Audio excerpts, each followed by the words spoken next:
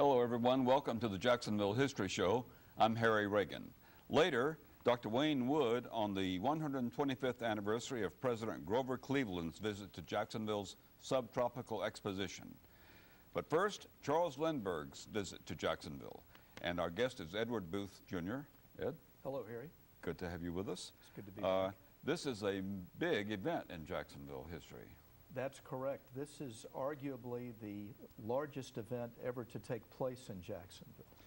In terms of percentage of the population, there were more people who came out to see Charles Lindbergh than lived in the city of Jacksonville. So people came over from Gainesville or wherever, I guess. The official census at the time was 126,000 residents.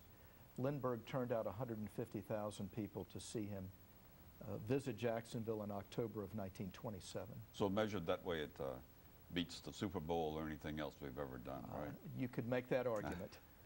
Well, let's take a look at some pictures and tell us the story of Lindbergh's visit.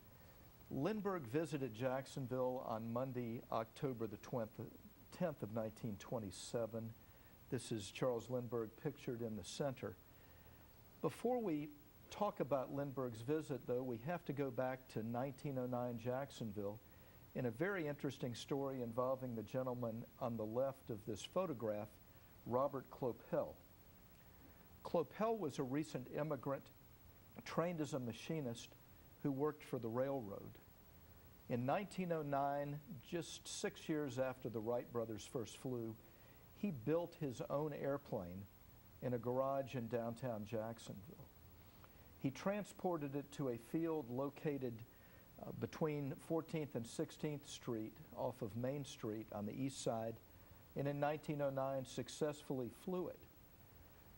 When I say successfully, he took off. He did not make a successful landing. This is a photograph of his airplane. So it counts as the first flight, but not the first landing. One could argue it was the first flight in Florida, although historians attribute that to a year later down in Orlando. But this is what his flying field looks like today, the northeast quadrant of the intersection of 14th and Main Street. Why is Robert Kloeppel important? Well, he is the man responsible for bringing Charles Lindbergh to Jacksonville. Now, we don't have time today to cover all of the history of Lindbergh's flight, but suffice it to say, May the 21st of 1927, he flew nonstop from New York to Paris, a distance of some 3,600 miles, in this airplane, the Spirit of St. Louis, which can be seen today in the Smithsonian Institution in Washington, D.C. And Lindbergh was not the first to try it. He was not. Lindbergh was in a race to be the first to fly nonstop from New York to Paris. And we'll talk in just a minute about one of his motivations for doing this. Lindbergh was trying to claim a $25,000 prize that a Raymond Ortega had posted for the first person or persons to fly nonstop across the Atlantic. As many as 8, perhaps as many as a dozen people had died trying to claim this prize, most of them in the weeks immediately preceding Lindbergh's flight. So there was a real race to make it across the Atlantic. And were some of them arguably better aviators than Lindbergh? Or? There were some experienced people that died trying. Lindbergh had a different approach. The others had large airplanes, multi-person crews, lots of gas, and most of them did not make it off the ground. Lindbergh elected to do it solo, approached some investors in St. Louis who gave him $15,000, which was just enough to construct the Spirit of St. Louis.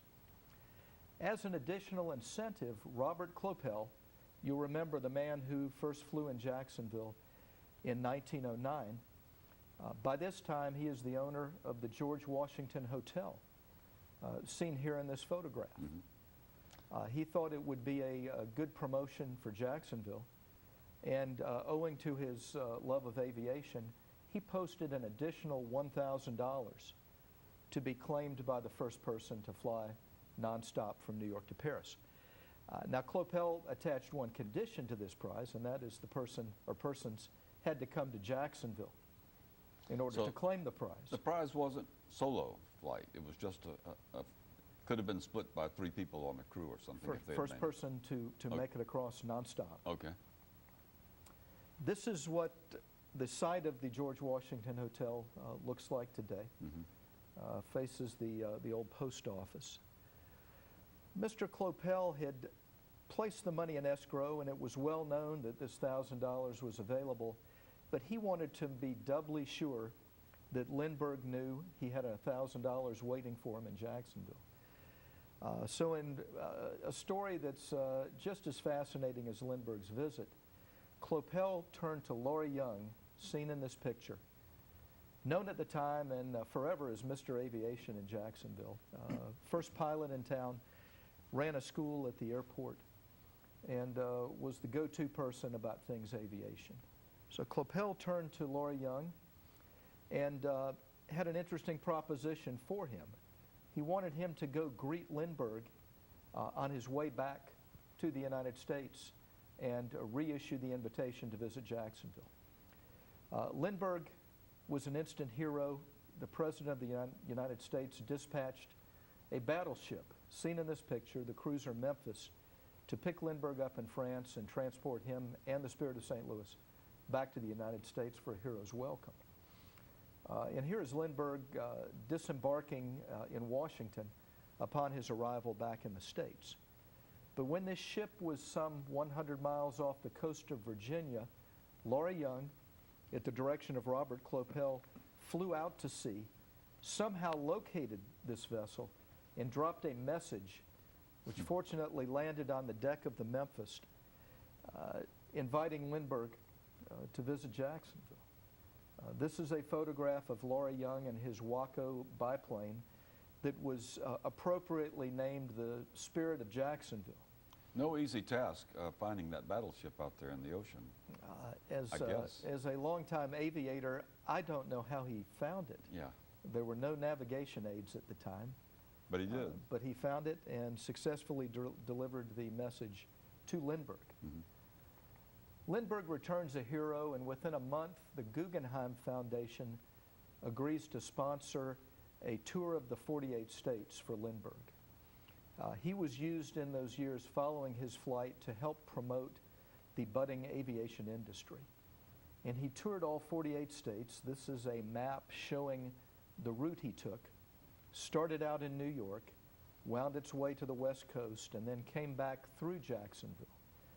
Florida was one of his last stops, October the 10th of 1927, and this was the only town in Florida that he visited on this trip. It's interesting to note that Lindbergh had made 2 prior visits to Jacksonville. In 1921, as a young man, he wrote of traveling on his motorcycle throughout the South, and it's known he passed through Jacksonville then. In 1922, it's known he passed through Jacksonville on a train, spent a day here on his way to explore the Everglades. So he was not a stranger to Jacksonville, but he certainly returned in a different fashion than he had last been here. Monday, May the 10th, he arrived in Jacksonville at approximately 2 p.m. He had left New Orleans that morning, had circled the state capitol in Tallahassee, where he had dropped a message to the people of Florida, and then arrived in Jacksonville. Once in Jacksonville, the Spirit of St. Louis was placed under the protection of the National Guard. He was driven into downtown Jacksonville in one of the largest parades Jacksonville has ever seen. Unfortunately, as this parade started, a tremendous thunderstorm let loose, and over 2.5 inches of rain pelted the parade goers. And that perhaps explains why we don't have many photographs in existence of the parade, was the rain. But he was taken to the Municipal Stadium, where a ceremony was held, and then driven to the George Washington Hotel, where Robert Kloeppel escorted him to his suite. That evening, Charles Lindbergh was the center of attention at a banquet in his honor. Now, would he have made a speech at the stadium? He made a speech at the stadium, and the Boy Scouts were involved, and he issued Eagle Scout awards to several hundred Floridians that had come here for that occasion. But back at the hotel, he also gave a speech. This is a copy of the program from that day. He talked about the progress that had been made in aviation. He predicted that larger airplanes would soon be in existence that would allow people to fly from place to place, and that cities that wanted to get in on this needed to spend money now building airports. So he was promoting aviation. Yeah. Oh, absolutely. And Jacksonville was in the process of following his advice. He landed at Jacksonville's Municipal Airport at a time when it was under construction. It opened the next year and served us for some 40 years. But his arrival really broke ground for the airport. As we said earlier, the people that turned out to see Lindbergh exceeded by some margin the population of Jacksonville. The next morning, Tuesday, October the 11th, he reboarded the Spirit of St. Louis. And in this photograph, which depicts his departure, leaves for Atlanta. This, of course, became Imeson Airport. This is what the runway looks like today that he departed from. It's part of the Imeson Industrial Complex. This is Imeson Airport a few years later, where what Lindbergh predicted during his visit here came to pass: larger airplanes, an efficient national transportation system. But it remains one of Jacksonville's greatest events. He was at the peak of his popularity. He is arguably the most famous person of the 20th century. And we were fortunate to have him land here as part of his tour, and the story of his visit, and particularly Robert Kloeppel, being the first Floridian to fly, offering him additional prize money, and then delivering a message at sea, being the first to greet Lindbergh upon his return to the United States. Now, realizing that this was before the advent of television and so forth, I read somewhere that more people actually saw Charles Lindbergh in person than any other person ever. I believe that's been documented. Yeah. Some 4 million people turned out to see him in New York City when he was honored there. And fame has, when you talk about fame, you have to talk about Charles Lindbergh and the negative and positive aspects of it. The remainder of his life was turbulent, intriguing, and puzzling to many people. He died in 1974. This event and many other early aviation events can be read about in the book Aviation's Earliest Years in Jacksonville, which is available for purchase at the Jacksonville Historical Society. Well, Edward Booth Jr., thank you very much for being with us. Fascinating recount of Charles Lindbergh's visit. Hope you'll come back again. It's always a pleasure here. And stay with us. We'll be right back with more of the Jacksonville History Show.